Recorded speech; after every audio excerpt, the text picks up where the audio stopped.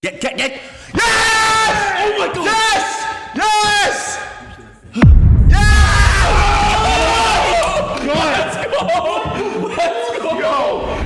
Meet Louis, a 19-year-old from Ontario, Canada. He's a massive Drake fan like most of us. He was taken away by the feds not too long ago for creating fake player accounts for other teens who wanted to gamble online. When the feds questioned him on why he sold the fake player accounts, he said it was God's plan. After reading this article, I came to one conclusion: it's all Drake's fault. Let me explain. Twitch has seen a massive rise in their streaming numbers on the back of streamers gambling outrageous amounts of money on their platforms, and the biggest streamers from Aiden Ross, Trainwreck, XQC, and the highest streamed artist of all time himself, Drake, are all sponsored by one massive online crypto casino, Stake. Their job is to encourage their users to use stake.com as a platform to gamble, whether it's roulette, blackjack, or even placing a bet on your favorite NBA team. At the clock, turns a corner for the win!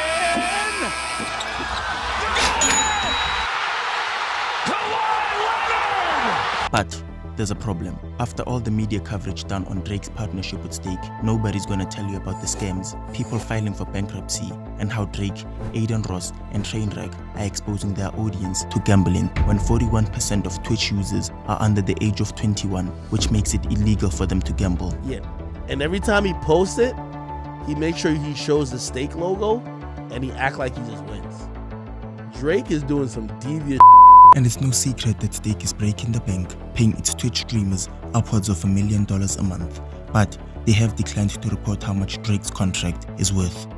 If Aiden allegedly got like one or 2 million per month, if Drake not getting $5 million per month, I'm done. All this leads me to one question. Has money turned Drake into such a selfish man that he'd rather exploit his fans for a contract with Stake worth millions of dollars?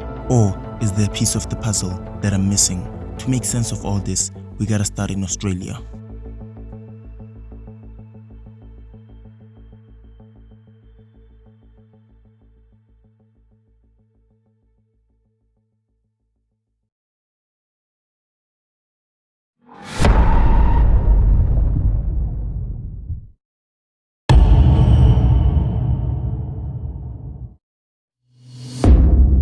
Melbourne, Australia. Here lives the brains behind the world's biggest online casino. All love to Eddie. Shout out to Eddie from Stake. I'm about to smack your guy's head off tonight.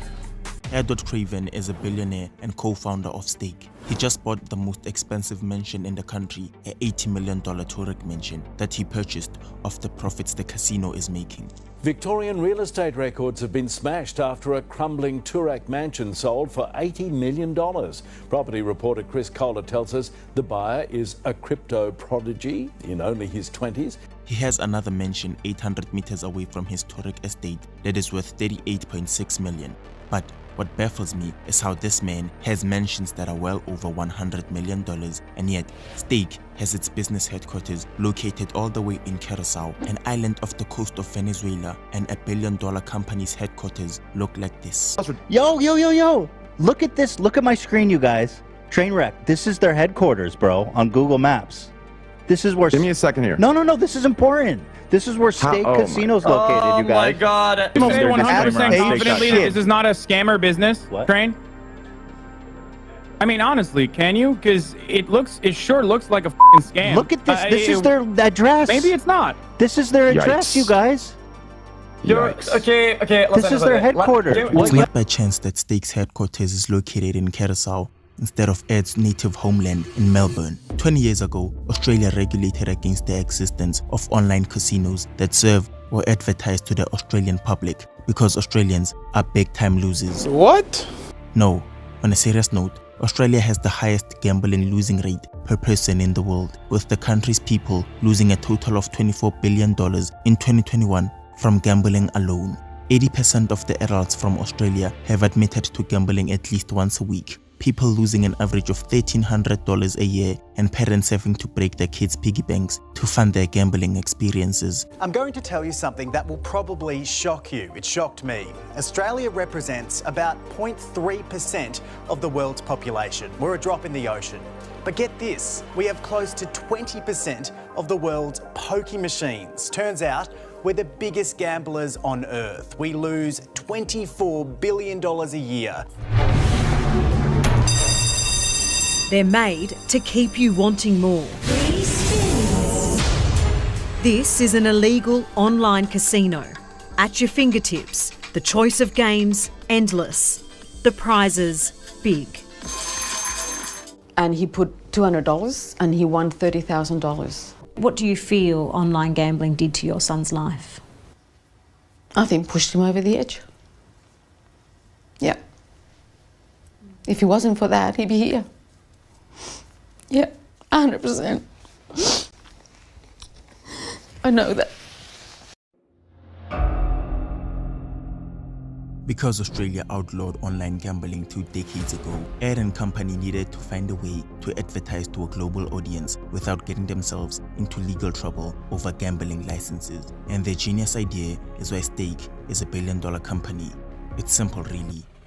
You buy influence. Oh my God! Yes! Yes! There we go!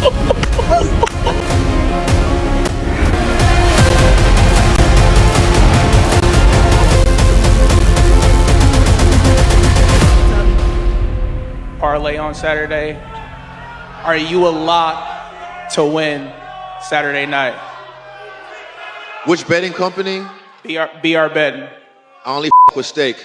A bunch of students from the University of Maryland gathered 2,000 teenage boys to conduct a survey, and the primary objective was to find out if any of the teenagers had developed a habit of gambling online.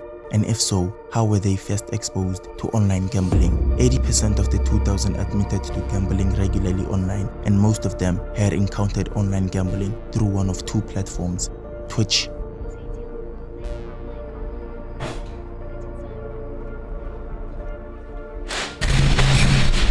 and Instagram.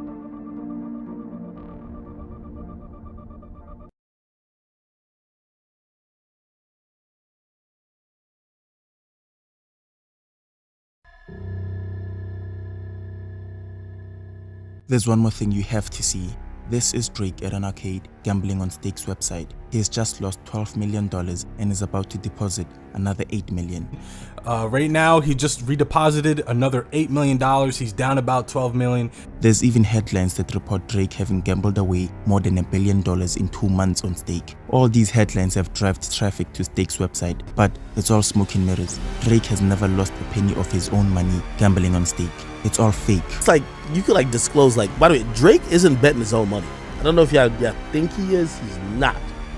He's betting money they gave him. Just like, I don't know if y'all do know, the money they gave me, I bet. I didn't put my own money in there either. That's how it goes. Sorry. They're funding your gambling experience. It's called Fill Money, where a company like Stake will deposit money into Drake's gambling account, and if he loses, they refund the account.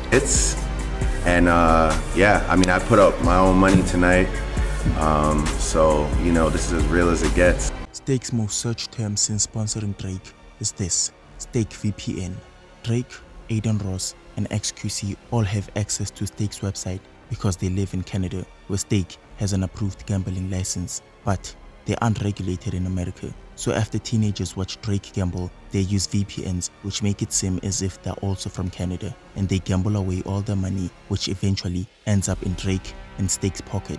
It's the same reason why Lewis and probably countless other teams are in the slammer, because using a VPN to gamble on casinos that aren't regulated in your country is a bookable offense. But all these streamers couldn't care less. As long as that Stake check keeps rolling in, everything else that happens isn't their fault. All Drake ever wanted to do was to play some roulette. When it's a fake gambling to promote to kids, is I ain't gonna lie to you, I was against all this shit, but once I see Drake doing it, like, come on. Like, yo, it's f***ing Drake. If Drake is doing this shit to his yo, how many fans Drake got, dog? Bro, I ain't gonna lie to you. Trust me, I'm with y'all. It's a little scammy, but I'm gonna keep it 1,000 with you. Once I see Drake doing it, niggas motherfucking Drake. Trying to play some roulette, to be honest. Feel me?